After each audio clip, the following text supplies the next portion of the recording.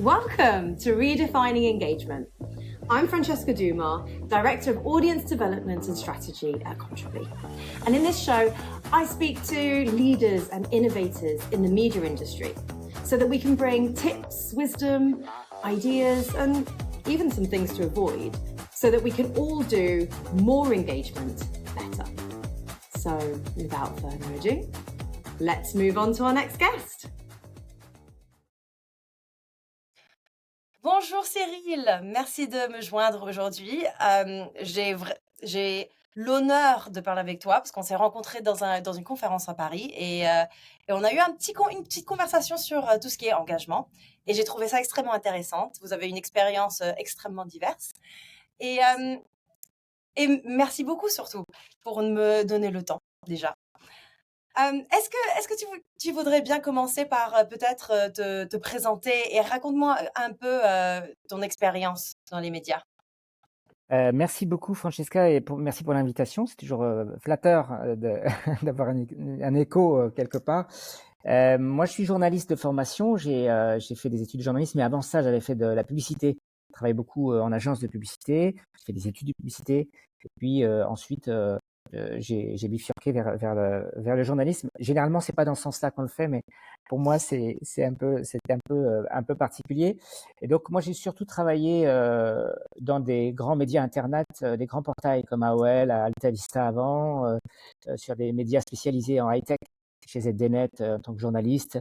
Et puis en fait, voilà, progressivement, j'ai eu à faire beaucoup d'autres choses, gestion de projet, conception de produits, direction éditoriale, de rédaction. Et depuis 2010, depuis 2010, c'est la dernière année où j'ai travaillé chez AOL. Je me suis mis à mon compte pendant quelques années où j'ai commencé à travailler avec des médias sur des bonnes pratiques éditoriales. J'ai fait de la formation, beaucoup de formation auprès des journalistes des rédactions. Et puis j'ai monté mon organisme de formation. J'ai travaillé pour une agence pour qui j'ai monté l'organisme lui-même. Et aujourd'hui, je fais un peu de tout. Je fais de la production éditoriale avec une newsletter, un blog toujours, et puis la formation, du conseil aux médias sur toujours les bonnes pratiques à la fois éditoriales, les pratiques, je dirais, marketing et les pratiques de monétisation. Essayer d'avoir un peu toutes les briques qui font qu'un média peut fonctionner et sans lesquels on n'a pas vraiment de pérennité. Je trouve ça vraiment intéressant, cette côté de commencer dans les publicités et après de devenir journaliste. Est-ce que tu as appris quelque chose qui est un peu différent? Tu penses que les gens ils devraient le faire de cette façon-là ou ça devrait être le contraire? Je ne sais pas si les gens devraient suivre mon exemple, qui n'est pas forcément un bon exemple je dirais, de rigueur en termes de tracé, parce qu'avant ça, j'avais fait aussi des arts appliqués. Enfin voilà, je me suis un peu cherché. Mais je dirais qu'en tout cas, ce qui est intéressant, c'est d'avoir la culture marketing et de comprendre, d'avoir une connaissance, une affinité avec l'économie. Donc moi, j'ai aussi fait beaucoup d'économie, je me suis passionné pour ça. Voilà, tout m'intéresse, comme disait Alain, j'ai beau faire, tout m'intéresse. C'est des choses qui m'ont toujours passionné. Et aujourd'hui, je pense que c'est surtout ça que les journalistes devraient garder, c'est la compréhension des mécanismes économiques, des mécanismes marketing. Parce qu'aujourd'hui, comme je le répète, la qualité du contenu ne suffit pas. Elle est importante, elle est prioritaire, elle est indispensable, mais elle ne suffit pas au succès d'un titre, d'un média. Il faut aussi derrière valoriser le contenu et le faire savoir, comme on dit. Il faut les deux. Et puis derrière, en plus, avoir un modèle économique qui fonctionne. J'ai oublié de préciser qu'en 2011, j'ai créé un média, Quoi.info, que j'ai revendu à Prisma et qui était un média qui a eu une certaine audience, une estime, on va dire, sur le contenu, mais qui n'a pas trouvé son modèle économique. Parce que c'était le moment où l'audience commençait, il y avait une course à l'audience et donc une inflation des volumes des pages, des visiteurs qu'il fallait atteindre. Et nous, on a lâché l'affaire avec mon associé parce qu'on a bien senti qu'on n'y arriverait pas et qu'en réalité, le modèle économique qu'on a arrêté à peu près en 2012, d'autres l'ont fait perdurer jusqu'en 2016-2017 et ils ont perdu beaucoup d'argent dans cette course effrénée à l'audience qui n'a servi que les GAFAM en réalité. Voilà, donc j'ai aussi une expérience pratique des modèles économiques et ce que j'essaie de mettre à la disposition de ceux pour qui je travaille, c'est-à-dire une forme de pragmatisme et en essayant de ménager la chèvre et le chou, à la fois la qualité éditoriale, la qualité du contenu pour les citoyens et en même temps continuer de vivre et de survivre dans des environnements compliqués. C'est intéressant cette idée de marketing parce que j'ai toujours l'impression que pour beaucoup de journalistes et pour beaucoup d'équipes éditoriales, c'est c'est un peu comme un mot, sale. Oui. Je sais pas comment dire et en fait, c'est vrai que sans le marketing, le contenu n'a pas tellement de pouvoir et qu'est-ce que tu penses qui manque pour les équipes éditoriales à comprendre sur ce côté marketing? Hem, alors effectivement, je suis d'accord avec toi. Il y a souvent parce que c'est la culture, en tout cas, je sais pas si ça marche comme ça en Angleterre, mais en France, c'est quand même très, suspect. Mmh, Tout ce qui est économie, capitalisme en général est suspect. Et notamment le marketing, la publicité qui est le mal absolu puisque, on a l'école de Francfort, moi qui ai fait de la sociologie aussi, j'ai pu étudier ça, l'école de Francfort, Horkheimer, et d'autres qui ont insisté sur la manipulation par le marketing et la publicité. Donc les journalistes, qui ont des formations littéraires la plupart du temps sont imprégnés de cette culture de la manipulation par le marketing, par la publicité, qui est pas totalement faux. Je dirais pas manipulation, mais enfin oui, il y a une forme d'influence et ça c'est quelque chose qui marque beaucoup la méfiance des journalistes. mmh, Et bon, je pense qu'il faut avoir raison de s'en méfier. Par contre, il ne faut pas surinterpréter, surestimer l'impact, des effets forts, comme on dit, comme ont montré les sociologues un peu plus tard, qui montrent qu'en réalité, il n'y a pas vraiment d'effet stimulus-réponse, l'effet pavlovien, comme on l'a beaucoup pensé, ou en tout cas que les effets sont beaucoup plus indirects. Donc voilà, il y a cette culture qui explique la méfiance. Et je pense que ce qui manque aux journalistes, c'est le fait de comprendre les mécanismes par lesquels finalement ils sont manipulés, mais d'autres façons. Ils ne sont pas forcément mmh, au courant de la façon dont en réalité ils contribuent dans des mécanismes économiques qui leur échappent à, à se tromper, à alimenter des choses. C'est pas sur le contenu, mais sur le modèle économique. En fait, de nombreux médias se cassent la figure parce qu'ils n'ont pas assez de culture de ce qui fonctionne, de ce qu'ils devraient faire. Ils mettent plus d'argent dans la production de contenu et pas assez dans le faire mmh, savoir, dans la valorisation de leur contenu, alors que c'est des équilibres qui doivent être presque inversés. J'exagère un peu, mais en tout cas qui doivent être rééquilibrés. Et ça, c'est quelque chose qui mérite de comprendre les mécanismes par lesquels, comment on gagne de l'argent. mmh, Souvent, on s'en intéressait pas. Les journalistes disaient, c'est pas mon métier. C'est le métier de la régie. Et justement, je maintiens une distance volontaire, un mur de Chine tout à fait impénétrable entre ces deux entités. Et je crois au contraire qu'il faut qu'ils comprennent la manière dont on gagne de l'argent, la manière dont un média peut être libre, indépendant, et pour faire les bons arbitrages. Si vous ne vous intéressez pas à l'économie, c'est l'économie qui va s'intéresser à vous. C'est ce que j'ai l'habitude de ouais. leur dire. Et donc, il va falloir, ou le marketing, c'est-à-dire qu'il faut vraiment comprendre les mécanismes pour garder sa liberté, faire les bons choix et faire les bons arbitrages. Moi, j'ai aussi fait des opérations spéciales, hein, du brand content, parce qu'on me l'a demandé, que ça m'intéressait, je voulais voir comment ça fonctionnait à l'époque d'AOL. Et j'avoue que j'ai toujours su garder le contrôle éditorial pour apporter de la valeur au lecteur sans perdre mon âme. Oui. C'était une époque où on pouvait se le permettre, où AOL était en position de force, donc c'était plus facile sans doute qu'aujourd'hui. Mais en tout cas, je pense que c'est possible. Et derrière, si ça apporte du modèle économique donc de l'indépendance financière, c'est autant de choses qu'on pourra réinvestir dans la production de qualité, dans Mmh. l'investigation et dans du service au lecteur et aux citoyens. Donc, moi, j'essaie de concilier la chèvre et le chou. Et je pense que les journalistes manquent un peu parfois de nuances dans leur jugement vis-à-vis de ce qu'ils considèrent comme étant le mal, parce qu'on leur a toujours appris ça. Et que, effectivement, il faut s'en méfier aussi. C'est-à-dire que là, encore une fois, rien n'est simple, rien n'est univoque. Il faut à la fois s'en méfier, mais pas complètement s'en désintéresser, parce que sinon, c'est nous qui en sommes, je dirais, la proie. Oui. C'est intéressant parce que moi, quand je regarde cette idée de marketing, c'est comprendre qui est la personne avec laquelle on parle. Et Mmh, c'est ça le marketing, c'est comprendre le problème qu'ils mmh, ont et comprendre la personne à la fin. Et je pense qu'on est parfois dans un monde où on se concentre tellement sur le contenu qu'on n'est pas toujours en train de penser mmh, au lecteur, à l'audience à laquelle on parle.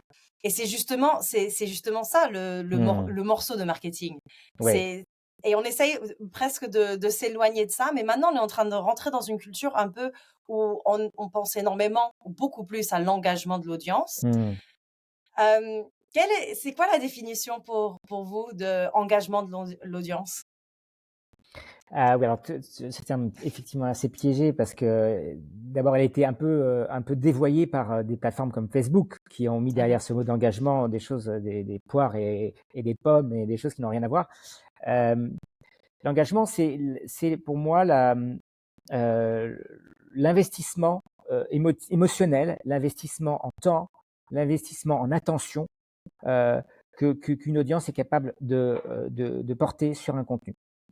C'est un mélange de tout ça. Et comment le mesurer, c'est ça qui est compliqué, c'est du temps passé déjà, parce que le temps est une denrée rare qui devient Oui. de plus en plus précieuse.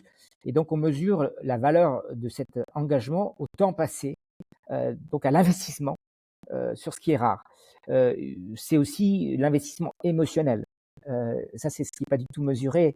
Mais Mmh. en réalité, effectivement, il y a des contenus qui engagent davantage parce qu'ils créent une émotion, qu'elle soit positive ou négative. Et ça, c'est quelque chose qu'on peut mesurer aussi, enfin qu'on peut évaluer, tenter d'évaluer aussi. Donc, et puis enfin, l'investissement, euh, l'investissement, c'est aussi les partages, la socialisation qu'il y a derrière, bien sûr. C'est-à-dire que avoir un contenu, quand un contenu est engageant, il se partage.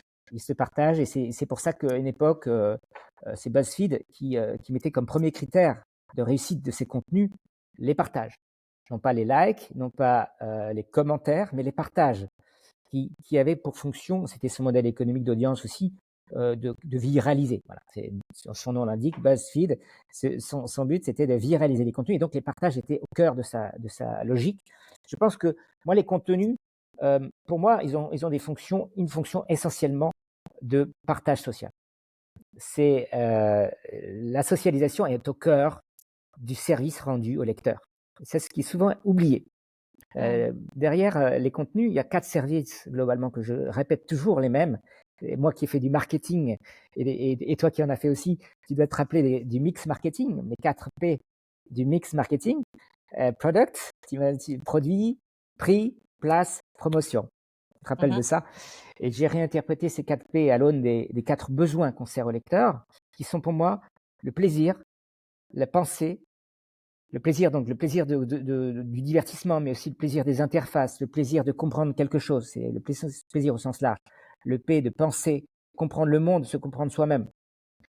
Le troisième P qui est le pratique, comment les contenus nous rendent un service concret, immédiat, tangible, à court terme. Et enfin, le partage, la socialisation, comment les contenus on relie les uns aux autres. Et pour moi, quand le contenu est intelligent, qu'il est pratique, qu'il est utile à court terme, ou qui nous aide à nous comprendre nous comprendre et comprendre les autres, le monde dans lequel on est, alors il se partage. Et donc, c'est le carburant social, le contenu. Donc, pour moi, l'engagement, il se mesure à ça. C'est la capacité à créer des contenus qui créent l'envie de partager, de se socialiser d'une façon ou d'une autre. Donc voilà, j'ai envie de dire, c'est vrai qu'il y a plein de façons de le mesurer, le temps qu'on va passer, bien sûr, mais au cœur de tout, je pense que le plus gros indice, finalement, d'engagement, ça reste quand même le partage. Mmh. C'est intéressant, j'adore cette idée carburant social. Ouais. C'est beau ça, c'est vraiment beau. Et et est-ce que cette définition, elle a changé au fil des temps pour toi? Avant, c'était quelque chose d'autre ou ça a vraiment, C'est, en fait, c'est l'analyse quotidienne des stats. À mmh, l'époque où je travaillais à la fois chez Altavista et chez AOL, qui m'a invité à comprendre pourquoi un contenu avait du succès plutôt qu'un autre. Et à force de croiser les données, de voir les critères qui faisaient qu'un contenu fonctionnait, j'en ai déterminé ces 4 grandes règles. Donc pour moi, ça n'a pas changé. C'est toujours les mêmes. Elles sont intangibles. Par contre, ce qui est en train d'évoluer, c'est le niveau requis de service pour chaque niveau. mmh, J'entends par là que autrefois, par exemple, pour avoir un service pratique efficace, on va dire, on faisait le top 10, par exemple, des lieux où il fallait se rendre dans la ville, par exemple, pour, euh, pour intéresser les gens. Et ça suffisait. Sauf que sont apparues des technologies, des sites qui sont devenus de plus en plus précis. Maintenant, on a la carte, on a la vidéo des lieux, on a les avis des consommateurs. Et tout ça fait que le niveau requis pour rendre un service pratique compétitif, il s'élève. mmh, Il s'élève sur tous les domaines. Dans le divertissement, c'est pareil. Dans le domaine du plaisir, c'est pareil. Il faut être de meilleur en meilleur parce que la concurrence, elle est de plus en plus forte et que les médias ne sont plus les seuls à proposer des contenus aujourd'hui, qu'ils font face à des entreprises, notamment des communicants, qui ont des moyens beaucoup plus importants qu'eux. Si on pense à la boisson qui envoie des fusées dans l'espace, là, comment ça s'appelle je me rappelle plus. Euh, Red, Bull, Red Bull? Red Bull? Red Bull, Oui? Red Bull, Oui. voilà. Red Bull qui a fait toute une communication autour d'événements à très très très forte valeur ajoutée, mais extrêmement coûteux. Oui. Tout ça, c'est vraiment impressionnant parce que le niveau requis, le niveau d'investissement requis pour émerger, il ne fait qu'augmenter.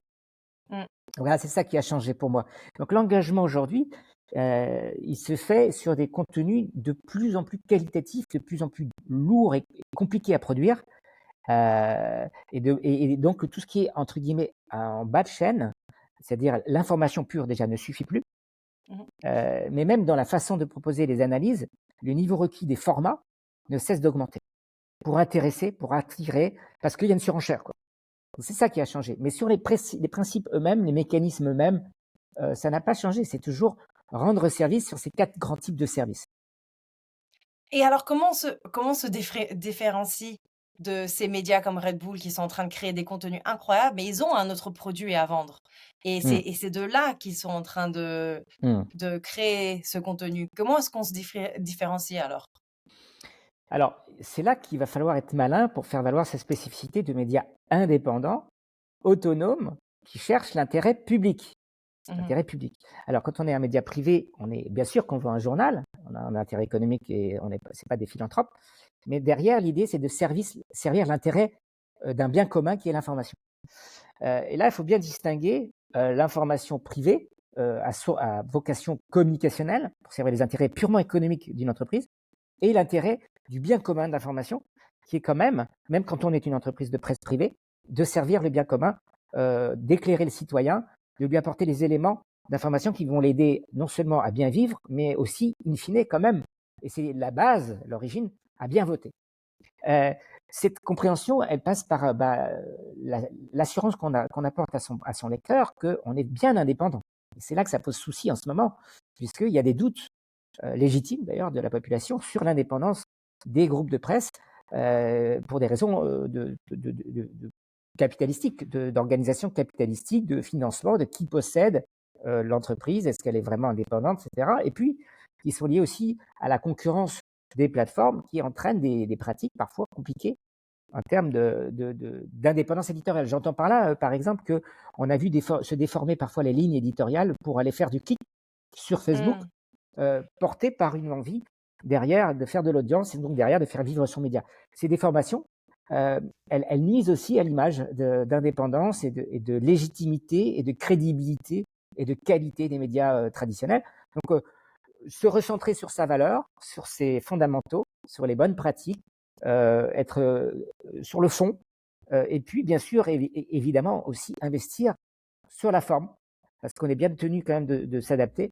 et donc avoir des formats de plus en plus attractifs qui suivent malheureusement, on n'a pas tellement le choix, les besoins des utilisateurs, hein, et donc les tendances, c'est effectivement d'aller vers à la fois des formats qui sont attractifs et puis d'essayer d'amener les gens vers de la complexité. C'est ce que j'ai toujours essayé de faire, même à l'époque d'AOL, puisque alors c'est une déformation qui finalement se retrouve comme un avantage, puisque comme nous on avait des contraintes d'audience fortes, on devait avoir des taux de clics importants, on était vraiment challengé sur les taux de clics, etc.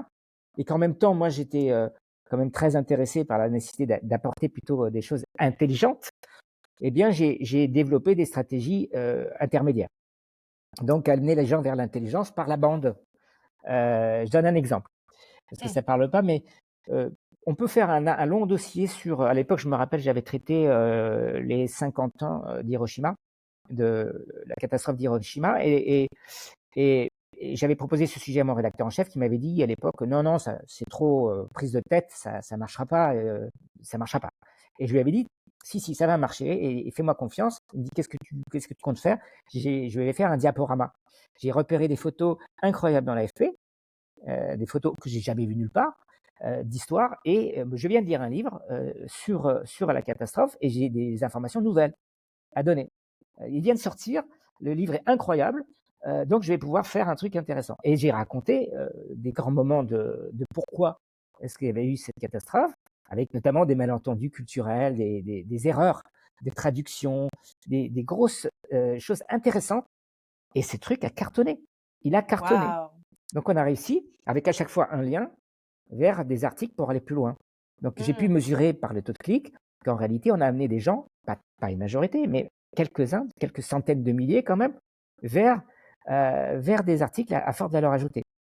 Donc, c'est comme ça qu'on arrive à apporter de l'intelligence par la bande en allant sur un format qui est attractif, avec un petit niveau d'entrée initiale, de souffrance minimale, et une partie de spectaculaire, une partie d'émotionnel, vers de la complexité.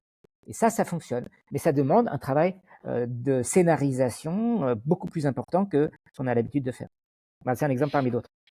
Je trouve ça, en fait, quand on regarde ce qui est mesure, comment mesurer cet engagement? Parce que là, ça se voit, les taux de clic est assez grande pour pouvoir dire, voilà, les gens, ils trouvent ça intéressant, ils ont eu une réaction Hmm, émotionnelle et pour ça, ils ont continué à lire. hmm, Mais quand on est que en train de regarder ces taux de partage et ces taux de clic, c'est oui, assez difficile de comprendre en fait quelle est oui. l'émotion qu'ont eu les personnes. Est-ce qu'il y a d'autres façons qu'on devrait être en train de mesurer l'engagement de nos lecteurs? Il y a plein d'outils en ce moment qui sont en train d'être développés. Je pense à Happen, pas Happen, pardon. Comment ça s'appelle Happen, c'est un truc comment dire, de rencontre. Mais il Ah y a, oui. je ne sais plus comment s'appelle l'outil en France, ça va me revenir. Il y a Adelaide, qui est un outil australien, je crois. Ce sont des outils qui cherchent à mesurer véritablement les actions sur un système de panel, un peu comme Mmh. Médiamétrie. On va avoir un groupe d'utilisateurs test qui va avoir un boîtier qui va mesurer, installé par défaut sur son application mobile, sur son téléphone, sur son ordinateur, et qui va regarder réellement l'engagement, le temps passé et aussi les zones regardées de son écran. Si à un moment donné il n'y a plus de scroll, le compteur s'arrête. Pour mesurer le temps, mais aussi les zones de réception, il peut y avoir aussi sur certains dispositifs même du eye tracking. Mmh. Donc ça peut aller assez loin. Mais en tout cas, ce qui est intéressant, c'est de, enfin, eye tracking. Il y a en tout cas, un peu de eye tracking. En tout cas, mesurer les zones chaudes, les zones froides, qui mesurent l'attention. Je pense que c'est vers ça qu'il faut aller pour aller vraiment sur l'étude précise de l'engagement. Mais au-delà de ça, déjà mesurer le temps passé sur un contenu, le mesurer bien, c'est-à-dire effectivement avec des compteurs qui s'arrêtent quand il n'y a plus aucune action, ni de la souris, ni curseur, ni de l'ascenseur d'une façon ou d'une autre. Ça, c'est quelque chose qui permet quand même d'avoir un premier niveau d'information sur l'investissement en temps. Comme je disais, je pense que c'est un élément crucial que je regardais beaucoup, que je continue de regarder. C'est je fais le rapport entre l'audience quantitative, les vues, mais aussi le temps passé et éventuellement même les partages. Et ça, c'est une alliance de tout ça qui me permet, moi, de mesurer à mon échelle sur les contenus que je produis pour ma newsletter. C'est ça qui me permet de mesurer effectivement le succès ou l'échec relatif, en tout cas, des contenus que je produis. Et c'est tout ça qu'il faut mesurer. Donc oui, ces instruments-là qui vont se développer, qui sont en train de se développer, vont, à mon avis, nous faciliter les choses. Mais pour ça, ça nécessite encore quelques années. Il y a Mmh. aussi beaucoup d'harmonisation des normes. Il faut qu'à un moment donné, il y ait un leader qui émerge. Il faut que le marché publicitaire s'en empare pour pouvoir le vendre à des clients. Tout ça, Oui. ça prend du temps, ça nécessite beaucoup de pédagogie. Et moi, ça fait 10 ans que je milite pour ce type de mise en place. Je me rappelle que Chartbeat avait développé un outil dans les années 2011 qui avait été validé par comment dirais-je, l'équivalent du médiamétrie américain euh, pour, euh, pour permettre justement la mesure de cette attention. Et finalement, ça n'a pas été plus loin. Donc, Mmh. il y a aussi tout ce temps qu'il faut. Je pense que ça va dans le sens de l'histoire parce qu'on va vers une telle inflation des contenus qu'il va bien falloir distinguer ceux qui sont réellement, qui ont un impact réel de ceux qui n'en ont pas. Mais ça va prendre encore quelques temps. Et là, on parle un peu d'un défi. Il y a un défi qui est vraiment mesuré, mais à votre avis, quels sont les obstacles ou les défis qu'on rencontre quand on est en train d'essayer d'engager nos audiences? Qu'est-ce qui, selon vous, freine les marques d'information dans leur capacité de mieux engager leur audience? Alors, il y a plein de choses. La première chose, c'est déjà quand on est un média, je m'éloigne un petit peu pour éviter la lumière qui me déforme, mais il y a à la fois, quand on est un média qui produit à la fois du texte, du papier Oui. et du web, la première chose, c'est qu'en réalité, on est contraint à une quantité de production de contenu parce qu'on remplit des cases. On remplit un chemin de fer. Cette logique du remplissage de chemin de fer, elle va vers une inflation, en réalité, du contenu qui n'est pas lié forcément à une demande. Donc, c'est un vrai sujet parce que moi, je passe mon temps dans les rédactions à dire, mais pourquoi vous avez fait ce contenu? En fait, il n'a pas de valeur. Il n'a pas de valeur. Je ne vois pas l'utilité, à quelque niveau que ce soit, de ce contenu ou pas suffisant. Après, on peut discuter, c'est une discussion. Certains vont dire si, ça a de l'utilité. Moi, je vais dire oui, il y en a, mais pas suffisante. Après, c'est vraiment une question de perception. Mais en tout cas, il y a beaucoup de contenus qui n'ont pas d'utilité ou pas suffisante pour mériter et qui en théorie, n'auraient pas dû être publiés dans le journal. Mais elles le sont parce que eh bien, il faut bien remplir les cases. Et qu'en local, par exemple, quand on n'a pas de matière, eh bien, on remplit les cases. Première chose. Donc ça prend du temps. Ça prend du temps sur autre chose. Et ça conduit à ne pas faire de choix suffisants, pour pas suffisamment concentrer ses efforts pour aller vraiment prendre le temps de construire les contenus les plus forts. Il faut faire plus de choix, en réalité. Il faut faire plus de choix, des choix beaucoup plus drastiques, beaucoup plus efficaces, faire moins, mais faire mieux. Évidemment, c'est le grand mantra de ces dernières années. Mais faire moins, mais faire mieux pour un public qu'on connaît. Et là, on retrouve effectivement ce que tu disais tout à l'heure. Il faut connaître son public. Qu'est-ce qu'il veut vraiment? Quelles sont vraiment ses attentes? Et là-dessus, le public n'est pas toujours très honnête non plus.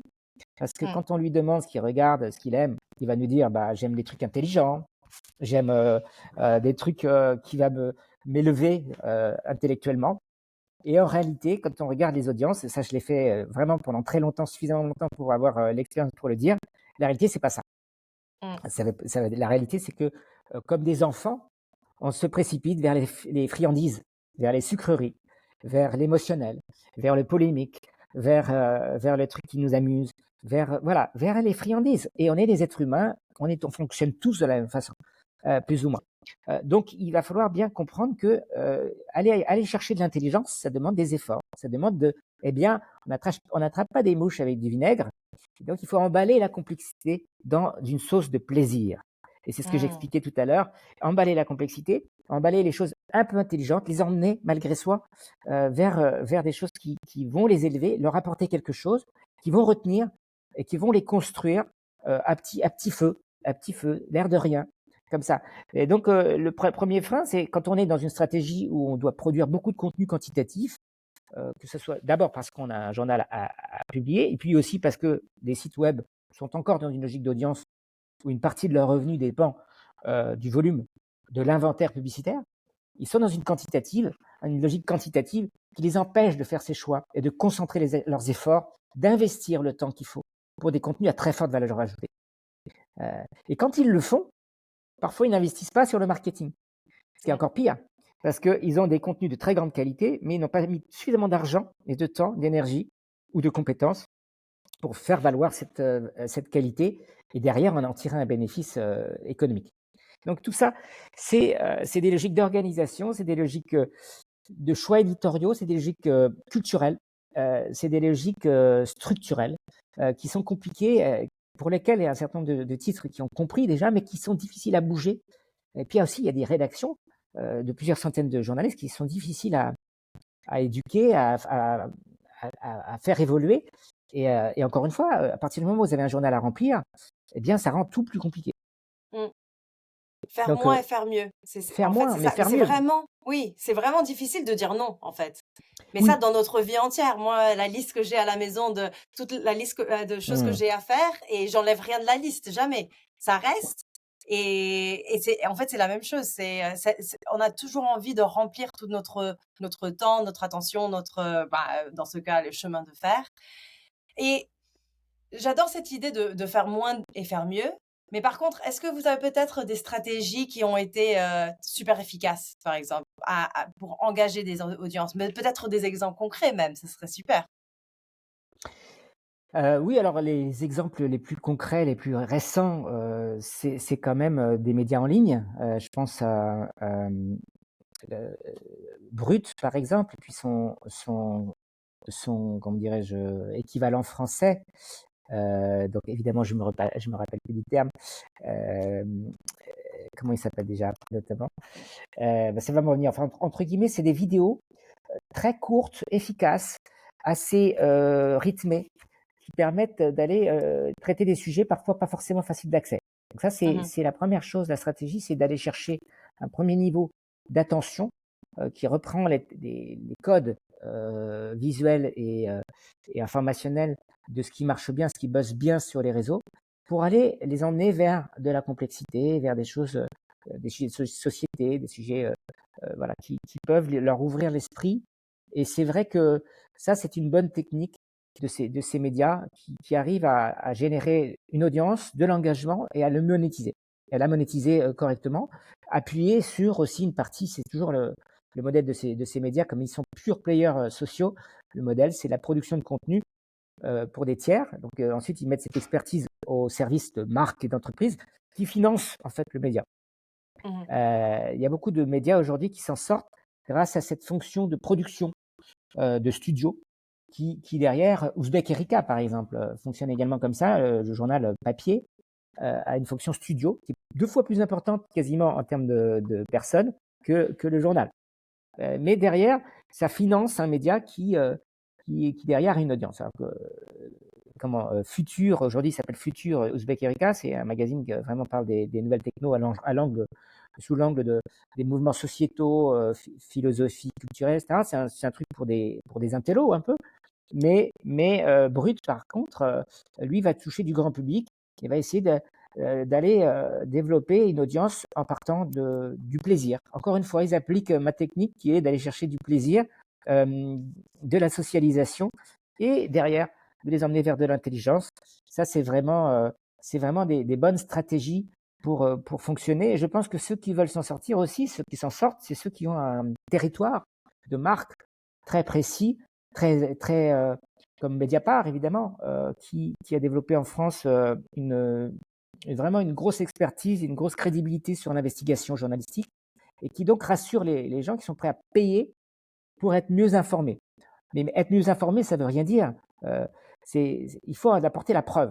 Mhm. Et c'est leurs enquêtes, c'est leurs révélations qui apportent cette preuve qu'ils informent mieux que les autres. Sinon, le reste est que subjectif. Donc, aller vers l'investigation, c'est ce qu'essaie de faire un certain nombre de journaux de presse quotidienne régionale. Aller chercher de l'investigation, c'est apporter la preuve qu'on informe mieux que les autres. Et ça, c'est du marketing aussi. Donc ça, c'est des bonnes techniques, des bonnes stratégies qui fonctionnent bien pour aller vers cette qualité de l'information et tout en arrivant à faire vivre son média. J'étais prof de secondaire dans un vieux temps, il y a très longtemps et en fait, ça ressemble énormément à ce qu'on fait en classe. Oui. Quand on a une salle remplie d'enfants qui ont peut-être 14-15 ans et ils ont beaucoup d'autres choses qui leur intéressent énormément plus que ce qu'on raconte en classe, cette idée de commencer par l'émotion, par, le pourquoi en fait, c'est ça ce qu'on Mm. disait, toujours en classe, le pourquoi vous voulez savoir cette information. Mm. C'est ça ce qui intrigue et ce morceau d'intrigue, ça va te donner peut-être, si on a de la chance, l'attention pour le reste de l'heure. Mm. Et en fait, c'est ça ce que vous dites, non? C'est comment est-ce qu'on peut créer dans ce cas, c'est des vidéos, peut-être potentiellement des studios qui coûtent très cher. Mais Mm. comment est-ce qu'on peut créer cette émotion avant de remporter, l'information vraiment importante? Nous, on faisait de ça surtout toujours en classe, avec des questions, des questions très intéressantes qui ramenaient des opinions très différentes et après on investiguait ensemble. Ouais. Mais ça me fait penser énormément à ça. Ouais, c'est ça. Oui, c'est vraiment Oui, ça. la pédagogie de l'information. Moi, je suis aussi un adepte de cette pédagogie, donc je reprends le terme. Effectivement, c'est de la pédagogie de l'information. Il y a plusieurs techniques. Il y a la technique du message fort. Ça, c'est un grand classique. Message fort, très rapide, brutal, qui va interpeller. Donc, on va se dire, tiens, mais d'où ça vient? Donc, on va faire le rewind, on va revenir en arrière pour comprendre pourquoi est-ce qu'on en arrive là. On a un verbatim très fort, un chiffre fort, une information forte pour amorcer l'intérêt. Mmh. Ça, c'est une des techniques qu'on voit dans les vidéos, dans les articles, dans les titrages. C'est ma C'est technique à dangereux moi. aussi. Clickbait. Alors, moi, la différence, c'est si la promesse est tenue, ça Mmh. s'appelle accrocher. Si la D'accord. promesse n'est pas tenue, c'est racoler.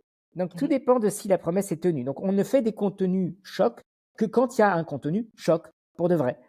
Le problème, c'est quand c'est dévoyé et qu'on va étirer, déformer l'intérêt réel en mentant en fait, et donc la promesse n'est pas tenue. Mais moi, j'incite les journalistes à valoriser leur contenu. C'est un Mmh. équilibre toujours entre ne pas sous-vendre un contenu, mais pas le survendre non plus. Donc, Mmh. on regarde vraiment les titrages. J'ai fait des formations là-dessus pour expliquer est-ce que ça dit vraiment ça.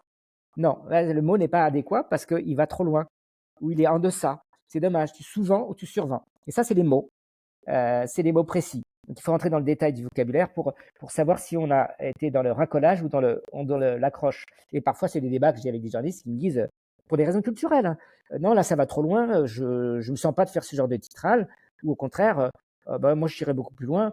Et donc, après, c'est aussi un arbitrage personnel, presque subjectif, pour dire à les gens, est-ce que je serais capable d'aller jusque-là?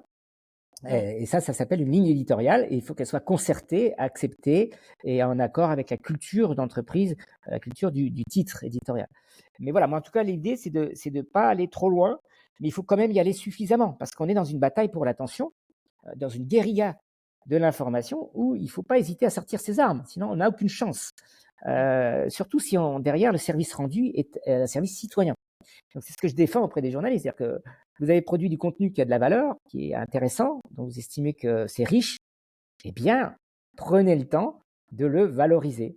Ça commence par trouver la bonne miniature de la vidéo qu'on va repérer. Déjà, quelle est la miniature qui vend le mieux le sujet? Ça commence par le titrage, bien sûr. Il doit être assez accrocheur. On ne va pas garder sous le pied. Non, quel est le message clé? C'est quoi le message le plus fort? Ils doivent émerger tout de suite. C'est Mmh. pas genre j'ai un truc important à te dire. Non. Euh, il y a 20 millions d'euros qui ont été vendus ou dépensés de telle manière. C'est ça le message clé. Et ça, il faut le dire tout de suite. Donc il y a vraiment un côté, faut bien tenir compte du contexte dans lequel on est. On est dans une guerre de l'attention, vraiment. Et donc, il ne faut pas se sous-vendre non plus. Et dans dans cette création de contenu, dans cette création de titres, dans tout ce procès, à quel moment, est-ce on devrait être en train d'intégrer l'engagement de l'audience? Et comment est-ce que ça se concrétise? Alors, l'engagement de l'audience, ça, c'est une des manières, je n'en ai parlé que d'une, il y en a d'autres aussi. Il peut se faire en Mmh. amont aussi. Euh, je n'ai pas rebondi sur ce que tu as dit tout à l'heure qui est intéressant aussi, c'est les questions que tu poses en amont. Et ça, Mmh. c'est super. C'est ce que je préconise aussi beaucoup. C'est-à-dire, moi, j'ai monté des dossiers entiers à base de quelles questions vous avez sur tel sujet. Et donc, derrière, on récupère une matière première sur les questions qui se posent, ou les avis, les opinions, ou surtout les informations que vous avez sur un tel et tel sujet. Donc, on fait du crowdsourcing. Et là, Mmh. on va récupérer de la matière qui va évidemment parler davantage aux gens parce que elle parle de leur vie, de leurs opinions et il y a un côté valorisation personnelle. Hein. Parlez-moi de moi parce que voilà, j'aime bien qu'on parle de moi et de ce que j'ai raconté. Mais il y a aussi le fait que ça touche au cœur des problématiques qui intéressent les gens puisque c'est leur problème quotidien. Donc ça, cette question du crowdsourcing, elle est en amont de la production des contenus. Puis après, elle peut être aussi en aval. Évidemment, à partir du moment où on a identifié un sujet d'intérêt, qu'on a bien compris, à force d'avoir regardé ce qui se passe sur les réseaux, d'avoir discuté avec les gens autour de soi, d'avoir échangé avec des êtres humains, on se rend compte qu'il y a un sujet qui est mal compris ou pas du tout traité. Et là, on va s'en emparer et on va le produire, le valoriser et le diffuser au mieux. Et ça se fait à la fois en amont et en aval, et même pendant. Moi, le site que j'avais conçu, les gens pouvaient nous corriger. Ils Mmh. pouvaient nous corriger, non seulement nous commenter, mais surtout nous corriger. S'il y avait une erreur, ils devenaient à ce moment-là coproducteurs du contenu. Et ils étaient signataires avec un environnement à eux, qui était avec l'historique de tout ce qu'ils avaient produit, un peu comme ce qu'on peut retrouver si on va sur le détail de Wikipédia, avec l'historique de chaque contributeur.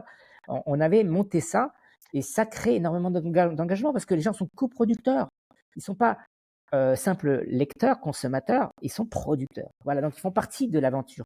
Et c'est une règle de management. Si vous voulez embarquer les gens dans votre projet, il ne faut pas leur dire voilà ce que vous allez faire. Il faut leur demander qu'est-ce qu'il faut faire et leur confier des tâches. Mmh. Voilà, donc ça c'est aussi une des manières de faire, c'est qu'on peut à la fois en amont, pendant la production et en aval, on peut les embarquer. Et c'est à tous les niveaux qu'il faut le faire pour avoir cet engagement et surtout arrêter d'avoir une vision descendante de l'information. L'information, elle peut être descendante quelquefois, mais il doit toujours y avoir, quand un expert s'exprime sur un sujet très pointu, pas moi, la production d'électricité nucléaire en France, eh bien à ce moment-là, on va laisser l'expert s'exprimer parce que c'est quand même pas à la portée de tout le monde. Mais derrière, il peut y avoir des interactions sous forme de questions et pourquoi pas d'autres experts qui disent le contraire ou qui en tout cas apportent une vision complémentaire. Moi, j'avais des articles parfois très pointus et un groupe d'experts qui étaient capables d'intervenir et d'enrichir, d'apporter un point de vue annexe, même sur des sujets extrêmement pointus. Donc c'est possible pour peu qu'on travaille la communauté, qu'on l'engage, qu'on y passe du temps et qu'on valorise la production, qu'on les valorise. C'est toujours donnant-donnant. C'est pas d'un côté, je te prends du temps sur toi. Si derrière, je suis pas mis en valeur, si j'ai pas une rétribution symbolique, ça ne marchera pas. Donc voilà, c'est tout ça qu'il faut faire. Et je pense que de l'autre côté, les lecteurs même si c'est pas eux qui sont en train de corriger et demander les questions, ils sont toujours intéressés par ce que disent je connais pas le mot en français, your peers, Leur père, ouais. leurs pairs. Parce que c'est la première chose qu'on fait. On va directement aux commentaires pour voir ce que nos pairs Ouais. disent sur l'article. On veut pas se sentir parler dessus, mais par contre, Ouais. on veut voir. Et je pense que nous, on est avec à Contribly, on essaye de faire ça énormément. Et 20 minutes, on fait un exemple vraiment qui a eu beaucoup de succès. C'était avant que commence le Covid. Quand Covid, c'était cette chose qui se passait en Chine. Et ils ont créé un appel à contribution pour les médecins. Qu'est-ce que vous pensez de cette chose qui est en train de se passer en Chine? Et ils ont reçu tellement de contributions. Et cet article-là, juste avec les pairs qui ont une expérience là-dedans, ça fonctionnait énormément parce que c'est ça ce qu'ils veulent voir les gens. On n'est pas, nous, nécessairement experts sur tout. On rentre dans ces endroits. Alors, je suis vraiment, vraiment d'accord avec ce que vous dites là autour de on veut avoir un peu notre âme, même si c'est pas individuel, c'est aussi collectif. Bien C'est sûr, et intéressant ça. c'est le principe de la délégation de confiance. L'information fonctionne sur la délégation de confiance tout le temps. Oui. Tout le temps, tout le temps, tout le temps. Il n'y a rien, quasiment, à part peut-être l'expérience sensible du chaud et du froid, voilà, qui n'est Oui. pas directement en lien avec une délégation de confiance. Donc, les professeurs sont des gens qui en délèguent notre confiance, etc. Et aujourd'hui, l'information, on a besoin de savoir si on peut leur faire confiance. À partir du moment où vous êtes dans une notion de proximité affective, géographique, professionnelle, et donc c'est les pairs, et forcément cette confiance va être favorisée. Il faut retrouver cette proximité avec le lecteur, et la proximité, ça passe par le fait d'écouter son interlocuteur. Aucun commercial n'arrivera à vendre un produit s'il n'écoute pas d'abord son client. Personne. Non. C'est ce que j'ai appris quand je suis allé en Inde. Incroyable. On me posait des questions sans arrêt. Au début, naïvement, je répondais, et j'ai compris après que c'était pour mesurer mon niveau de mes besoins, pour pouvoir me vendre des choses, ou pour mesurer mon niveau économique, pour savoir à combien on pouvait me vendre des choses. Mais donc, c'est les meilleurs commerciaux du monde. Mais en tout cas, c'est intéressant parce qu'on a cette tentative de se dire, moi, je sais ce qui est bon pour toi. Mais avant d'avoir discuté avec moi, est-ce que tu sais vraiment quels sont mes besoins, quel est mon niveau de connaissance, de compréhension, même d'opinion sur ce sujet? Tant qu'on n'a pas cette information, c'est compliqué. Alors, on peut faire des propositions de valeur aussi, ça c'est important. Il n'y a pas que répondre aux besoins des gens, il y a aussi faire des propositions. C'est les deux, mon capitaine. Il faut les deux. C'est à la fois la tête de gondole et le rayon de supermarché, comme je l'ai dit. Il faut les deux. Mais on a besoin de ça. On a besoin d'avoir aussi des gens qui sont capables d'écouter, d'intégrer et d'apporter un service concret qui répond à ces besoins-là. Mais c'est qui devrait être en train de pousser ceci? Parce que du côté éditorial, tout le monde. Est-ce que c'est le journaliste? Est-ce que c'est the top? C'est difficile. C'est un changement culturel énorme de commencer à penser de cette manière-là. Et surtout, comment est-ce qu'on prouve qu'il y a un ROI, comment est-ce qu'on prouve que l'économie le vaut? Alors, c'est vraiment exactement ce que j'ai dit depuis 15 ans, en fait. Je me bats depuis 15 ans sur cette question et j'ai formé des journalistes justement à la gestion des communautés, à les bonnes pratiques pour le faire, etc. Il y a eu une période très compliquée où, effectivement, le modèle était l'audience. Et dans ce cadre de modèle d'audience, ça n'a pas de sens de faire ça. Mmh. Parce que la valorisation du temps passé de l'engagement n'est pas là. Donc, qu'il y ait un clic qui va durer 1 minute ou que le clic conduise à 1 heure, derrière, c'est la même valorisation. Et donc, il y a un problème économique derrière. Parce que le temps de production des contenus à forte valeur ajoutée de ce type-là est plus important. Avec le changement de modèle économique sur des modèles d'abonnement, tout s'inverse. Et là, ça redevient intéressant d'aller chercher, d'investir sur les communautés. Parce que le modèle d'abonnement, on le sait, plus les gens passent de temps sur un contenu, plus ils ont de chances de s'abonner. C'est mécanique. C'est statistique, plus exactement. Et on sait aussi que plus ils passent de temps sur les contenus, plus on a des chances de les retenir, de les fidéliser et de faire de l'upselling. Donc, c'est pour toutes ces raisons beaucoup plus intéressant économiquement de les engager. Les engager avec des contenus, avec une communauté, avec du crowdsourcing, ça redevient intéressant économiquement. Et après, qui doit le faire? Eh bien, moi, j'ai toujours pensé que ça devait être les journalistes qui devaient le faire, parce qu'ils sont les mieux placés pour produire l'information derrière. Quelquefois, dans d'autres organisations, j'ai vu que c'était des marketing éditorial qui faisaient ça, des cellules un peu à part qui faisaient ça. Mais pour moi, ça relève du journalisme. Et j'ai eu ces débats avec quelques journalistes qui n'étaient pas d'accord du tout avec moi en me disant, moi, j'ai pas été formé pour faire ça. Moi, mon rôle, c'est pas de faire de la gestion de communauté. Moi, c'est de produire de l'information. Et mon discours, c'était toujours de dire, mais pourquoi l'un empêcherait l'autre? On peut produire de l'information à partir de ce lien différent avec le lecteur. Rien n'empêche de faire l'autre. Et au contraire, je passe toujours beaucoup de temps sur les réseaux à sentir le besoin des gens, savoir quelles sont les questions qui se posent, quelles erreurs ils font, quelles sont les informations qu'ils peuvent même transmettre. Et j'ai même écrit un article en 2011 sur mon blog, je crois en 2012, qui dit il faut s'intéresser aux commentaires, surtout les plus stupides. Et ça avait fait beaucoup parler de lui à l'époque, parce que évidemment c'était encore une fois mon titrage accrocheur. C'était pour dire que oui, et les gens disent que les commentaires n'ont aucun sens, c'est absurde, ça dévalorise les contenus, c'était ce qui se disait à l'époque, vers 2012-2013. Et c'est la raison pour laquelle ils ont coupé les commentaires dans beaucoup de sites. Ils se sont dit c'est nul, ça n'apporte rien, et ça dévalorise le contenu qu'il y a derrière. Ce en quoi je suis d'accord, hein, parce que comme il n'y avait pas de modération suffisante, comme il n'y avait pas de valorisation, et comme on a juste ouvert le robinet sans contrôle, évidemment qu'il y a tout et n'importe quoi qui s'est diffusé. Mais par contre, l'idée de suivre les commentaires, de les regarder, de les analyser, de comprendre, ça apporte énormément de sujets, énormément de compréhension. Ça permet d'inventer plein de choses et derrière de créer du lien. Donc, et donc de l'engagement. Donc ça a beaucoup de vertus à condition que ça soit fait avec suffisamment d'investissement. À l'époque où je m'occupais de Quoi.info, je passais presque les 3/4 de mon temps juste à gérer la communauté. Donc c'était une fonction essentielle. Et au bout d'un an et demi, on avait quand même 300 contributeurs réguliers qui apportaient énormément de contenu de qualité de très haut niveau.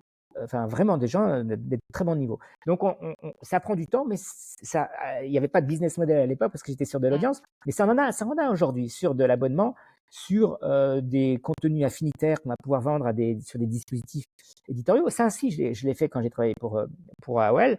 À l'époque, j'ai monté c'était sur les états généraux de la sécurité routière, ou c'était sur quoi? Sur quelque chose comme ça. Il y avait une politique publique qui était développée sur une question d'intérêt général. Et donc, j'avais lancé tout ça, une espèce de forum où les gens pouvaient poser leurs questions, donner leur avis, etc. J'ai passé au moins une semaine à travailler là-dessus, à faire que ça. Une semaine à poser des questions, analyser, renchérir, redemander, contacter les gens pour avoir plus d'infos de leur opinion, etc. Et ensuite, j'ai mis en forme tout ce travail. Ah non, c'était sur l'environnement, pardon, les tests généraux de l'environnement. Et derrière, j'ai fait un dossier assez complexe où je mentionnais les gens, je prenais des illustrations, des choses, des anecdotes, des choses. Ça a été un carton d'audience complètement inespéré. Même mes chefs n'en croyaient pas leurs yeux. Ils disaient, mais c'est pas possible, comment c'est possible? Nous, on pensait que c'était… Et c'était une opération qui était financée par les pouvoirs publics sous forme de brand content. Donc, on a gagné de l'audience, de la fidélisation et du revenu sur cette OP. Fantastic. Donc, c'est possible de faire des choses. Ça prend du temps, mais il faut effectivement toujours se préoccuper du business model. Et je suis d'accord que sur de l'audience pure, ça n'avait pas de sens. Mais il faut s'y réintéresser et d'urgence. Les communautés sont au cœur du modèle économique de demain des journaux. C'est le cœur, le cœur, le cœur. Oui. Et est-ce que vous avez peut-être des exemples que vous pouvez partager de, d'engagement qui vous a particulièrement surpris par hasard? Alors oui, ça m'est arrivé. Alors comment s'appelle il y a un jour, je me rappelle, j'avais été très surpris par un taux de clic incroyable d'une news qu'on avait publiée sur le décès d'un des acteurs de cette série qui s'appelle XXX. Comment ça s'appelle ce truc-là? Je sais plus comment ça s'appelle. C'est une série de films un peu de pour ados Mmh. qui est vraiment qui parlait de voilà d'une espèce d'un groupe d'action qui se et le gars qui s'occupait de enfin l'un des personnages principaux est décédé Ah. et le truc on a fait un pourcentage incroyable sur juste la news de son annonce et c'est quelque chose que j'avais pas vu du tout parce que c'était pas dans mon scope. Je Mmh. me rappelle même pas du film tellement c'était pas dans mon scope. Mais c'était un truc d'ado d'une génération qui m'avait complètement échappé. Et c'était une série en plusieurs. Il y a eu Extreme, comment ça s'appelait? Extreme Games. Oh non, c'est plus comment ça s'appelait. Il y en a eu plusieurs, jusqu'à 7 ou 8 maintenant. On en est à je sais plus combien. Et, et à l'époque, l'un des personnages ayant décédé, j'ai mesuré à quel point j'étais déconnecté en fait de cette Mmh. population-là. Que Waouh! j'étais pas du tout dedans. Et ça sert à ça aussi d'aller sur les réseaux, d'aller sur TikTok. Alors je suis pas sur TikTok non plus parce que je suis trop vieux, mais je mesure et ça m'a laissé comprendre à quel point il faut être dedans pour Mmh. mesurer les usages, pour comprendre ce qui intéresse les gens, et ça milite aussi sur le fait que quand on veut s'adresser à ces jeunes publics, bah, il faut embaucher des journalistes de cet âge-là. On peut pas proposer des contenus si on n'est pas soi-même consommateur. C'est pas Mmh. possible. Ça, je l'ai éprouvé aussi quand j'ai refait la refonte du site de sport pareil, de l'AOL. Euh, J'y connaissais rien au sport, mais rien de rien. Nul. Et j'étais pourtant responsable de la rubrique d'actu, sport, finance, etc. Et donc, autant ça allait sur l'actu générale, la finance, autant sur le sport, j'étais vraiment mauvais. Et heureusement, j'ai pu compter sur des chefs de rubrique qui connaissaient très bien leur sujet. Et c'est eux qui m'ont dit, euh, voilà, ça, c'est très important d'avoir comme produit la division 2 ou la division 3 ou les amateurs de football parce que là, on va pouvoir se distinguer, personne ne l'a. Et puis, quand on regarde les clics, effectivement, ça marche plutôt bien. Voilà. C'est eux qui m'ont expliqué en fait ce qu'il fallait. Parce que moi, Mmh. n'étant pas consommateur de sport, la D2, est-ce que c'est important? J'en sais rien, on peut peut-être économiser là-dessus, j'en sais rien. Et c'est parce que les gens ne connaissent rien en tant que consommateurs qu'ils font des grosses erreurs. Donc là, vraiment, la compréhension en tant que consommateur, elle est fondamentale. Et la compréhension des usagers, de ce qu'ils font vraiment, de comment ils consomment, c'est extrêmement important. Et ça m'est resté parce qu'aujourd'hui, c'est vraiment le cœur de mon travail, c'est de comprendre les enjeux par les usages. Mmh. On passe beaucoup, beaucoup de temps là-dessus. Ce 1er exemple, ça m'intéresse énormément, surtout parce que quand quelque chose comme ça arrive et que ça nous surprend, c'est quel était le comment est-ce que vous avez continué à engager cette communauté qui ont montré énormément d'intérêt sur ce sujet-là? Est-ce que vous avez fait quelque chose après Oui, ou tout de suite. qu'est-ce que vous avez fait? Bah, tout de suite, en fait, là où on était fort, et je pense que maintenant les bons journaux qui sont assez forts fonctionnent de la même façon, c'est on a un signal d'intérêt et automatiquement la rédaction se met en ordre de marche pour s'adapter.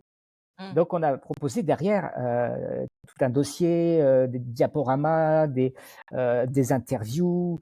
On a creusé. Dès qu'on a identifié qu'il y avait un besoin là-dessus, on a évidemment maintenu au maximum l'intérêt sur ce sujet. Et donc on a une alerte, et puis à partir de là, on se dit, bah, là, vraiment, je l'avais pas identifié, eh bien, on va mettre le paquet, et puis se dire d'ailleurs, est-ce qu'il y a d'autres sujets? Ça, c'est à chaud, ça, c'est ce qui se fait à Mmh. chaud.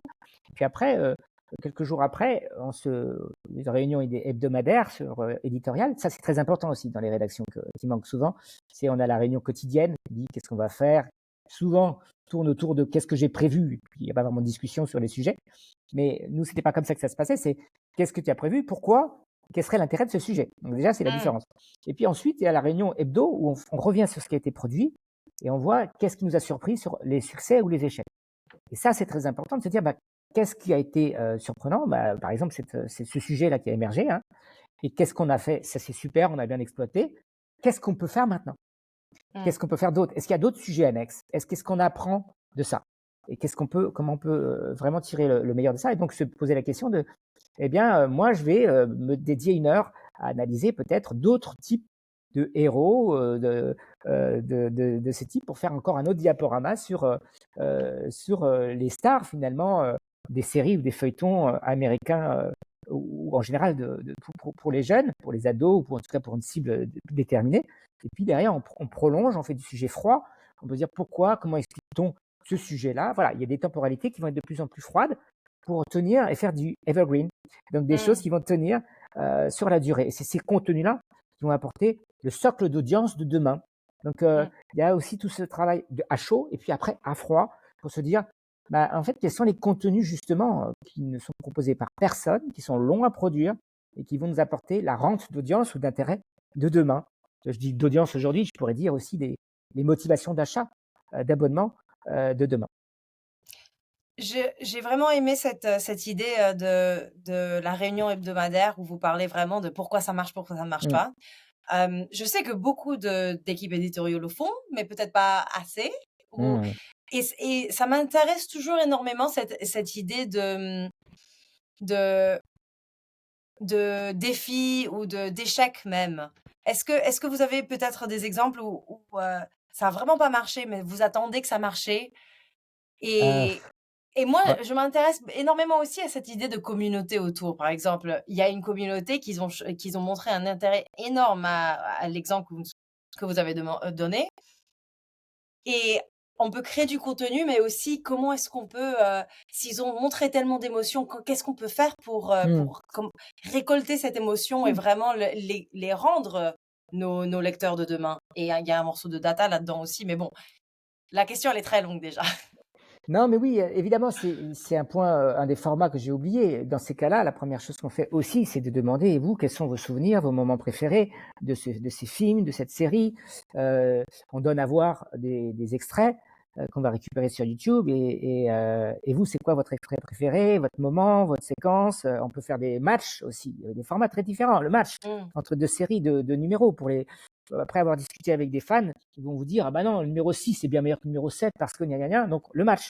Ça, c'est un autre format intéressant où on engage sur un côté un peu ludique, et on fait s'exprimer les fans autour de ça. Il y a aussi tous les décès de personnalités. À chaque fois, c'est le souvenir, les souvenirs attachés. J'ai écrit un article il y a quelques années en disant que sur mon blog, qui expliquait que derrière la mort des personnalités, en fait, c'est une partie de nous qui meurt.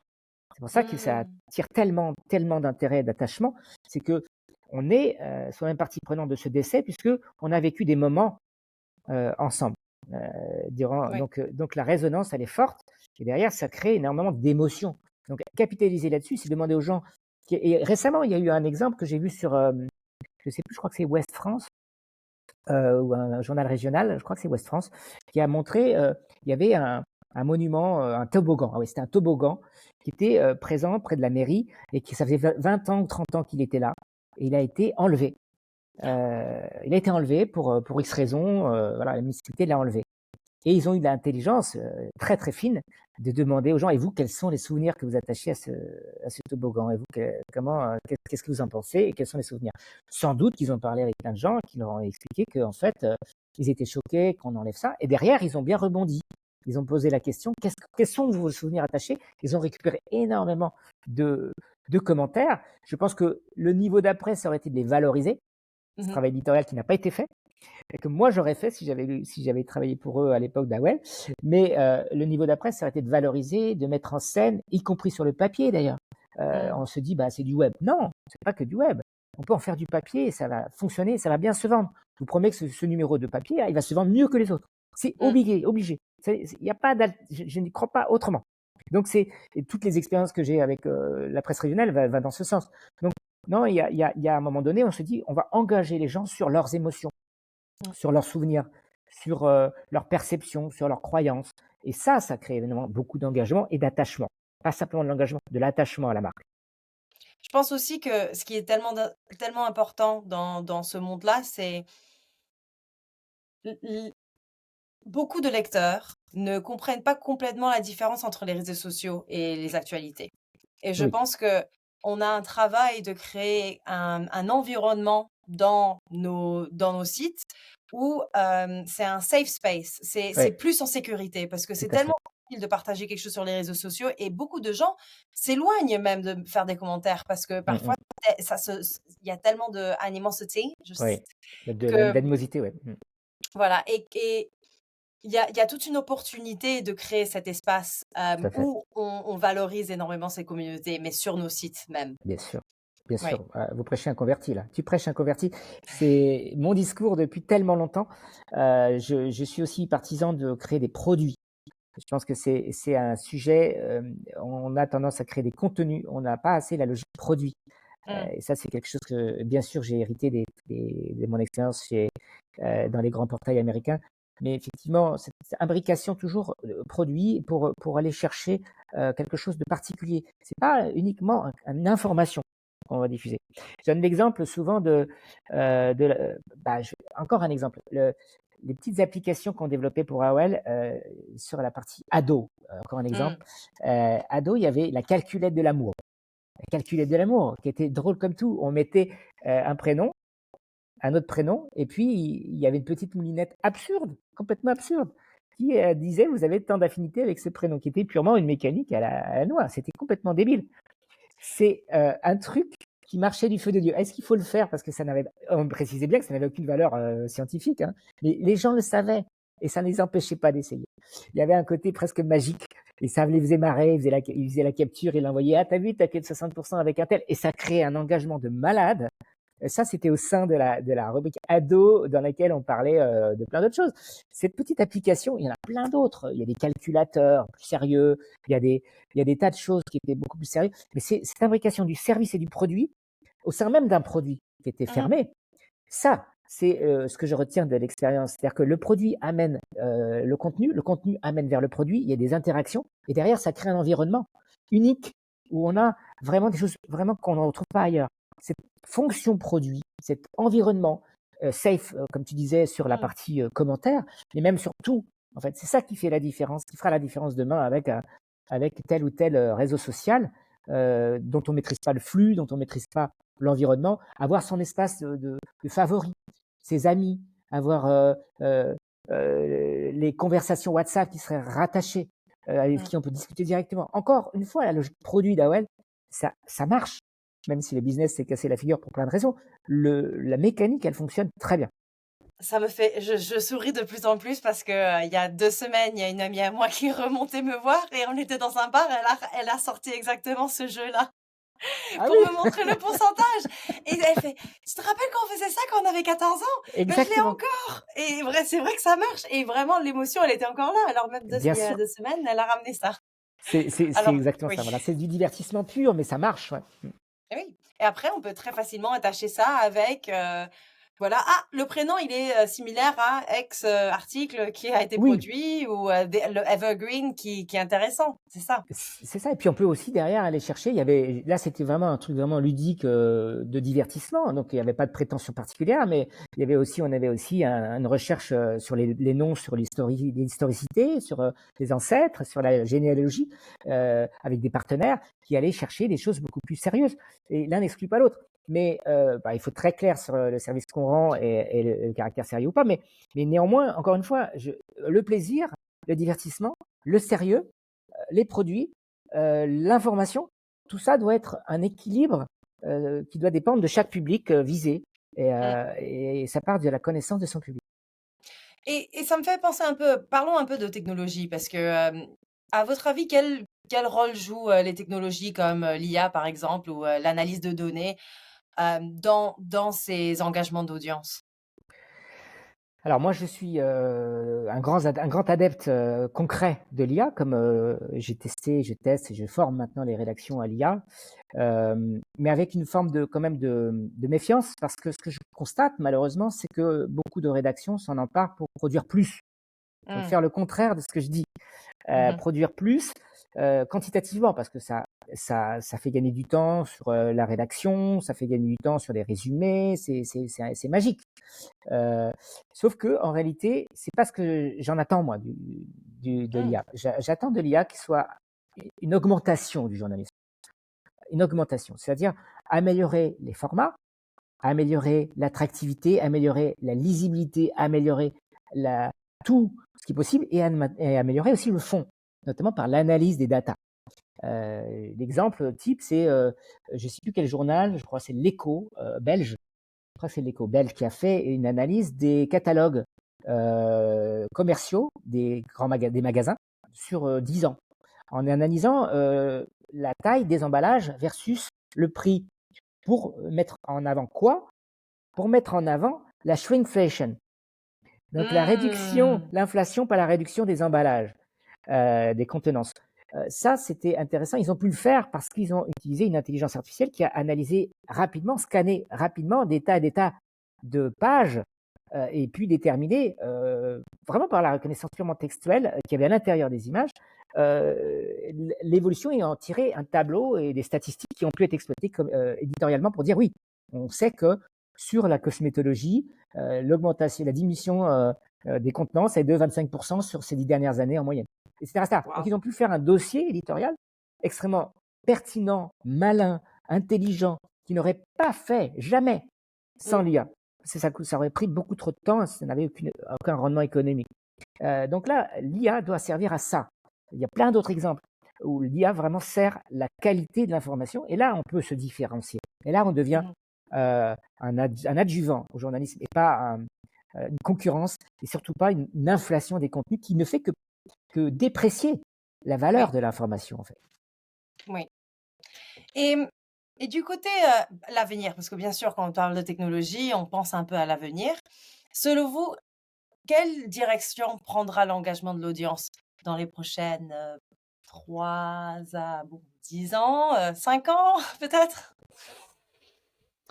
Quel prendra l'engagement de l'audience? Alors, bon, ce qui est déjà relativement évident, c'est que les réseaux sociaux sont et vont rester le canal d'information prioritaire.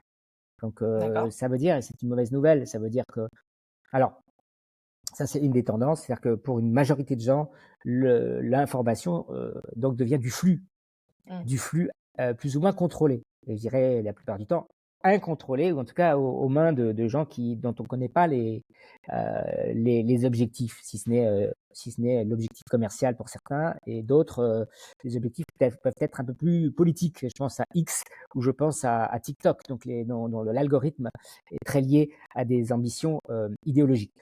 Mais la maîtrise du flux d'informations, elle échappe de plus en plus aux citoyens. Elle échappera de plus en plus aux citoyens via ces plateformes. Ça, c'est un premier niveau. Le deuxième niveau, c'est les plateformes d'IA qui vont avoir pour conséquence en réalité, encore une fois, de créer une différence économique majeure, une distinction économique majeure, enfin, une difficulté majeure vis-à-vis des médias, puisque une fois qu'elles auront bien entraîné leurs IA, elles pourront se passer des contenus pour proposer directement les réponses, des moteurs de réponse sans lien, sans clic. Et donc, le business model des médias qui fonctionne sur ce clic numérique, il s'écroule. Donc, la possibilité, la dangerosité pour un certain nombre de médias aujourd'hui qui fonctionnent sur un modèle ouvert, de se retrouver concurrencés par des contenus qui sont proposés par telle et telle plateforme sur tel ou tel device. D'ailleurs, il n'y aura plus besoin d'aller sur OpenAI ou sur Claude ou sur tel autre IA. Ça sera intégré directement au matériel, aujourd'hui sur le mobile, demain peut-être sur une oreillette, ou après-demain sur des capteurs visuels, des petites lentilles qu'on pourra se mettre. On voit très bien Musk qui s'intéresse au transplant dans l'œil. Voilà, c'est ça. Voilà, Neuralink, c'est ça. Il est sur cette évolution-là. En tout cas, on ne sait pas à quoi ressembleront les devices. Ce que je sais, c'est que de plus en plus, l'IA va intégrer ces devices et proposer des réponses et des contenus. Et en fait, il réalise le fantasme que j'avais depuis au moins une dizaine d'années, c'était d'un coach de l'information. Moi, j'avais pensé à ça sous le mécanisme. Moi, je suis un très grand fan de science-fiction depuis l'enfance. J'ai été bercé à des vieux trucs comme Star Trek. Et à l'époque de Star Trek, il y avait Captain Kirk qui interrogeait son vaisseau spatial et qui lui demandait des choses. Qui lui répondait sur son Bebop, son mobile de l'époque. C'est marrant parce que d'ailleurs, pour la petite info, les premiers Bebop, les premiers mobiles ont été inspirés de Star Trek. Fantastique. Ils ont été dessinés en hommage à Star Trek et comme d'ailleurs les premiers sous-marins ont été inspirés de Jules Verne. Donc on dit, ah, Jules Verne, quel visionnaire. Non, non, non, ça s'est fait dans l'autre sens. Donc il y a quand même une interaction très forte sur l'interface. L'interface va être colonisée par les IA et quelle que soit l'interface, elle pourra répondre comme un coach de l'information. Et moi, j'avais comme fantasme, mais effectivement, c'était, pour y revenir, c'était bon, est-ce que j'ai rien compris cette histoire là de Siri? Explique-moi un petit peu ce qui se passe là. Tu veux bien m'expliquer? Ah oui, bonjour, capitaine. Quel format, de combien de temps disposez-vous? Oh là, je vais aller, j'ai 5 minutes de marche avant d'aller dans mon métro. Bah, voilà, 5 minutes. Ok. Mmh. Est-ce que vous préférez du texte, de l'audio ou de la vidéo? Fais-moi un mix. Ok, très bien, c'est parti. Et hop, c'est parti. Alors, on a des lunettes, on va avoir la vision, et puis les trucs, et puis en même temps l'audio, etc. Et c'est comme ça que ça va se passer demain. Donc, je ne sais pas du tout à quoi vont ressembler les interfaces. Ça, Mmh. bien malin qui pourrait le dire. Mais en revanche, c'est vers ça qu'on tend, et c'est un peu la logique d'intégration maximale de l'information avec l'environnement de façon de plus en plus immersive et multimédia. Je pense que dans ce monde aussi, par contre, il y a le marketing, parce qu'on en a parlé tout au début, c'est là où ça devient tellement important. Parce que la fidélisation, on ne le fait pas aux outils. Moi, j'ai 3 marteaux, il n'y en a pas un que Mmh. j'utilise plus que l'autre. Par Mmh. contre, la fidélisation qu'on a, c'est envers des vraies personnes, c'est envers des marques où on comprend la valeur ou leurs values. Je sais pas le mot en français, mais Les valeurs, les les valeurs, ouais. valeurs qu'ils Mmh. ont. Mmh. Euh, et c'est par là que presque on doit se concentrer parce que à la fin de la journée, si c'est pas Google et c'est une autre marque, on on est très facilement passé à ChatGPT, même si on utilise Google encore. S'il y a une autre marque qui fonctionne juste aussi bien, c'est pas Google auquel on est fidèle. Non.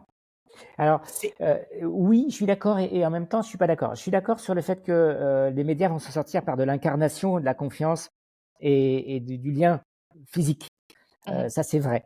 Mais les technologies aujourd'hui, quand on voit le succès de Google Actu ou de Google Discover, on voit bien que les gens s'en fichent de qui parle, Oui. tant que le service d'information est rendu.